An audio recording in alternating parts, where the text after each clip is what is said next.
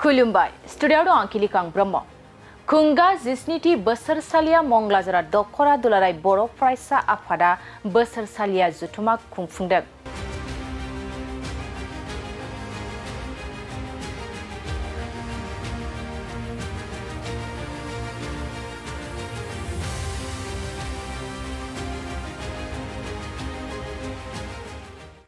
क'क्राझार जिल्ला पदबजरा महकुमानि सिङाव थानाय मंगलाजरा दखरा दुलाराय बर' फरायसा आफादनि साननैनि हाबाफारिजों मंगलाजरा गोजौ फरायसालिनि गुवार गेवलां गेलेग्रा फोथाराव खुंगा 17थि बोसोरसालिया खुंफुंनायखौ नुनो मोननाय जादों।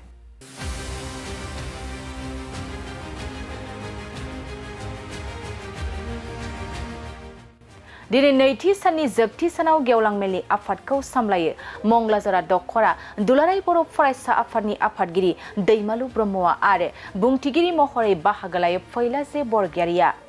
बेनि अनगायैबो क'क्राझार जिल्ला एबसुनि आफादगिरि कृपेश दैमारिया गाहाय आलासि महरै नुजाथिनायजों लोगोसे 1 नं पदबजरा बियाबनि एक्स एमसिएलए जतीन्द्र ब्रह्म, पदबजरा जिल्ला बर' हारिमु आफादगिरि गसाइ खुंगुर ब्रह्म आरो मंगलाजरा ओनसोलनि गोबां रायजो राजानि लोब लोब बाहागो लानायजों मेलखौ गाजा गोमजायै जाफुंसारनायखौ नुनो मोननाय जादों।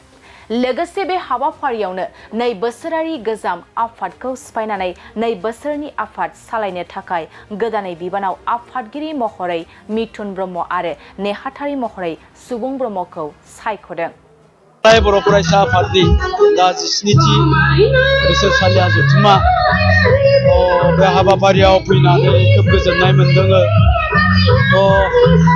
दिनै एसे सानाव फैनो मोननानै जायगानि जि थासारि जि आबहावा बे आबहावाफोरखौबो माने मोजां मोनदों। दा बेवहाय गेवलां मिथिङाव बे ओनसोलनि गोबां रायजो राजा आइ आफा बिदा फंबायमोना बाहागो लाफैदों।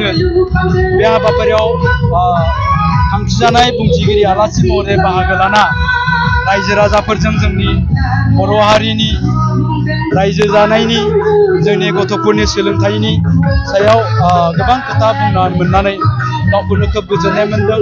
दा बेखौनो आसा खालामगोन बेबायदि जथुमानि गेजेरजों जोंनि रायजो राजाफोरखौ बा जोंनि लाइमोनफोरनि सायाव जुदि जोङो माखासे सोलोंथाइनि सायाव जोंनि समाजनि सायाव बेबायदि माने खोथा बुंबाय थानो मोनोब्ला निस्सय जोंनि लाइमोनफोर आरो जोंनि बिमा बिफाफोरनो जोङो मोजां सांग्रांथि होनो हायो। दिनै आङो रायजो राजाफोरजों बेखिनि खोथाखौ बुंफैनो मोननानै जोंनि लाइमोनफोरनि दा निसा जाथिजों गोबां लाइमोनफ्रा गफबनानै थानाय दा बेफोरनि सायावथ' गोबां खोथा बुंबोबाय थायो। दिनैबो बिनि सायाव माखासे माने खोथा बुंबाय। मानोना बिनि माखासे रायजो राजाफ्राबो बुंदों जे जोंनि नैबे ओनसोलावबो जोंनाव उन्दै उन्दै गथ'फ्रानो जौ लोंग्रा जाबाय, ड्राग्स जाग्रा जाबाय, सिगारेट सोबग्रा जाबाय। थ' बिनि सायावबो नोंथाङा माखासे खोथा बुंलांदो होननायखाय दा बिनि सायावनो खोथा बुंलांबाय। थ' जोंनि फिसाफ्रा बेबायदि जानायनि आन्दोआव जों गेदेरफोरनिनो दाय थायो, जोंनि बिमा बिफाफोरनिनो दाय थायो। दा ओंखायनो जोंनि बिमा बिफाफ्रा बेनिफ्राय जोंनि गथ'फोरखौ होबथानांगौनि थाखाय जोंनि देरसिनफ्रा दा जोंनि समाजा बेनिफ्राय जोंनि गथ'फोरखौ रैखाथि होनांगौनि थाखाय माबायदि सांग्रां जानांगोन। दा बेफोरनि सायावनो दिनैबो आंबो खोथा बुंनाय जादों। बेयाव फैनाय माखासे आलासिफ्राबो बेफोरनि सायावनो खोथा बुंनाय जादों।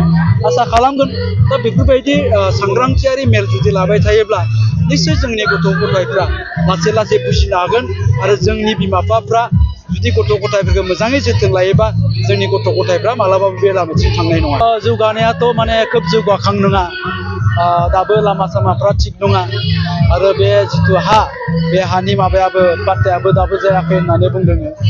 दा बियो जोंनि थाखाय बिराद गिदिर मोनसे जेंना। थ' जोंनि दासिमबो जोंनि गोबां बर' गामिफ्राव बेबायदि जेंनाया दङ। थ' आसा खालामगोन लासै लासै बेफोर जेंनाफ्रा जोंनिफ्राय जोबस्रांलांगोन।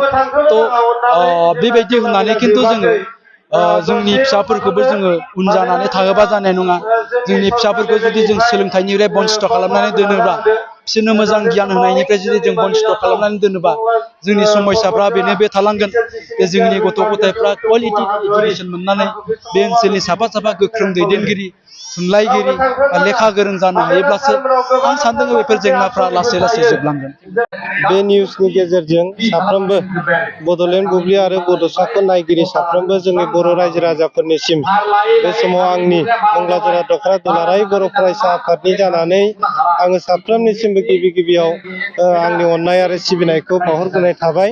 दा बेजों लोगोसेयैनो जोंनि मंगलाजरा दख'रा दुलाराय बर' फरायसा आफादनि जे खुंगा 17थि बोसोरसालिया जथुम्माखौ जोङो लोब्बा लाखिनानै आरो बेवहाय जोंनि दुलाराय बर' फरायसा आफादनि जे संबिजितनि नेमखान्थि बायदियै जे 2 बोसोर फरे फरे जे जोंनि दख'रानि आरो जोंनि दुलाराय बर' फरायसा आफादनि बिबानगिरिफोरखौ गोदानै दानाय जायो।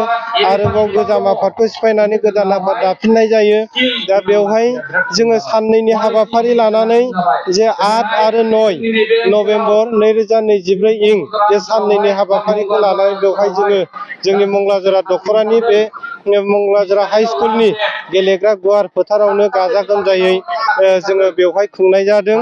आरो बेवहाय जोंहा जे भलिबल गेलेनाय आरोबाव माराथन खारनाय आरो लिटारेरि जे सेक्सन बे सेक्सनावहाय खन्थाइ आवरायनाय बाथ्रा दान्थेनाय गोबांथार माखासे जोंनि हाबाफारिफोरखौ लानानै जोङो बे साननैनि हाबाफारिखौ मोजाङै मोजां बावहाय खुंफुंनो हादों।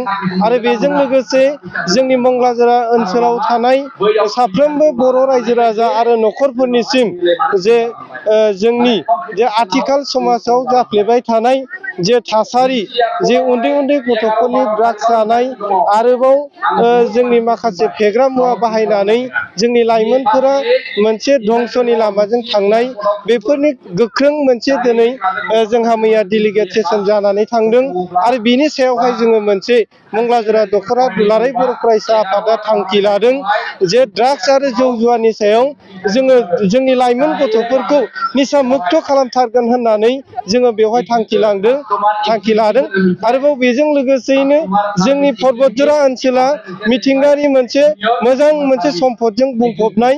दा बिनि सायावबो जोंनि मंगलाजरा दख'रा दुलाराय बर' फरायसा आफादा जे जोंनि मिथिंगायारि सम्पदखौ जों बोरै रैखाथि होनो हायो बिनि सायावबो जोङो जेन' थांखि लादों। बेवहाय जोङो मिथिंगायारि सम्पदखौ होबथानांगौनि थाखाय जोंनि मंगलाजरा दख'रा दुलाराय बर' फरायसा आफादा जेन' बेवहाय खुनु कमप्रमाइज खालामनाय नङा। जेन' बेवहाय जोङो रोखायैनो जोङो फोरमायनो सानदों बेफोरबायदि मिथिंगायारि सम्पदफोरखौ जेन' फोजोबस्रांनायफोरखौ जोङो लानानै सावरायलायगोन आरो बिथांमोनजों सावरायलायनानै जोंनि मिथिंगायारि सम्पदखौ जोङो रैखाथि होगोन होननानै थांखि लादों।